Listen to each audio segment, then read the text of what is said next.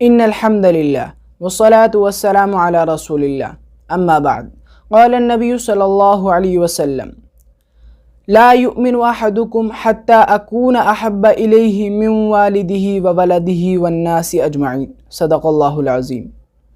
میرے ایمانی بھائیوں، آج آپ حضرات کی خدمت میں حاضر ہونے کا مقصد کوئی واقعہ یا کوئی مزیدار خطاب نہیں بلکہ ایک پیغام اہل اسلام کے نام کرنا ہے۔ بڑے دکھ کے ساتھ اس عوام سے مخاطب ہوں جن کی زبانیں حب رسول، حب صحابہ، غلام رسول اور غلام صحابہ کے نعروں سے خشک نہیں ہوتی، جنہوں نے صرف انہی نعروں کو اپنا ایمان سمجھ رکھا ہے، جو صرف جلسہ و جلوس تک ایمان کو محدود رکھ کر پوری مذہب انسانیت کے سامنے عملی طور پر یہ اعلان کرتے ہوئے دکھائی دیتے ہیں کہ نعوذ باللہ اسلام چرسیوں کا مذہب ہے، نعوذ باللہ اسلام شرابیوں اور کبابیوں کا مذہب ہے، مجھے معاف کیجئے گا مگر اسلام کے نام پر، دین کے نام پر، شریعت کے نام پر کب تک ہم نوجوانوں کا یوں فضا میں پٹاخے اچھالنا اور شرابیوں کی طرح سڑک پر ہلہ گلہ کرنا برداشت کریں گے؟ کیا ہمارا دین ہمیں خوشی منانے کا طریقہ نہیں سکھاتا؟ کیا خوشی سیلیبریٹ کرنا ہمارے نبی نے ہم کو نہیں سکھایا؟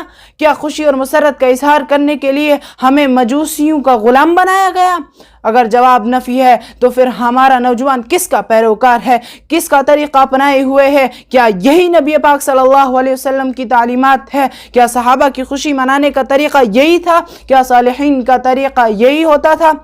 جواب آج بھی نفی ہے، کل بھی نفی ہوگا اور تا قیامت لا ہی رہے گا۔ مگر دکھ اس بات کا ہے کہ ہمارا مسلمان بناوٹی خوشی اور چند لمحوں کی مسرت اور خوشی کے لیے نبی کے نام اور کام کو بدنام کر جاتا ہے۔ میں زیادہ لمبا چوڑا خطاب نہیں کر سکتا مگر اتنی سی گزارش کرنا ضروری سمجھتا ہوں کہ مسلمانوں، اسلام فالو نہیں کرنا نہ کرو، دین پر نہیں چلنا نہ چلو، لیکن خدا را اس نبی پاک صلی اللہ علیہ وسلم سے محبت کا دعویٰ کر کے عملی طور پر یہود و نصارہ کے پیروکار بن کر انسانیت کو یہ میسیج نہ دو کہ یہ مذہب اسلام ہے۔ کم از کم علامہ اقبال کے اس شعر پر ہی مکمل اتر جاؤ، دو رنگی چھوڑ یک رنگ ہو جا، سراسر سنگ ہو جا یا سراسر موم ہو جا۔ بس اس شعر سے اپنی بات کو ختم کر کے آپ سے اجازت چاہوں گا۔ رکھیو غالب مجھے تلخ نوائی میں معاف، آج کچھ درد میرے دل میں سوا ہوتا ہے۔